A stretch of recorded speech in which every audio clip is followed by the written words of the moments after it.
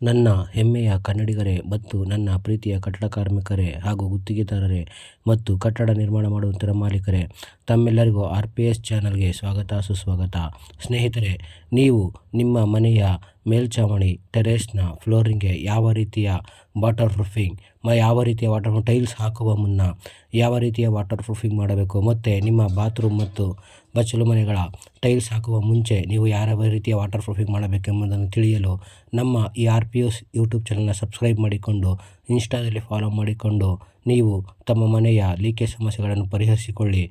ಶೀಘ್ರವೇ ನಮ್ಮ RPS YouTube ಚಾನಲ್ನ ಎಲ್ಲ ವಿಡಿಯೋಗಳನ್ನು ನೋಡಿ ನಿಮ್ಮ ಮನೆಯ ಲೀಕೇಜ್ ಪ್ರಾಬ್ಲಮ್ಗಳನ್ನು ಪರಿಹಾರ ಮಾಡಿಕೊಳ್ಳಿ. ಸ್ನೇಹಿತರೆ, ನೋಡಿ, ನೀವು ಈಗ ಈ ವಿಡಿಯೋದಲ್ಲಿ ನೋಡುತ್ತಿರುವಂತೆ ಈ ರೀತಿಯ ಟೆರೇಸ್ನ ಫ್ಲೋರಿಂಗನ್ನು ನೀವು ಟೈಲ್ಸ್ ಹಾಕುವ ಮುನ್ನ ಯಾವ ರೀತಿಯ ವಾಟರ್ ಪ್ರೂಫಿಂಗ್ ಮಾಡಬೇಕೆಂದು ತಿಳಿಯಲು ನಮ್ಮ RPS ಚಾನಲ್ನ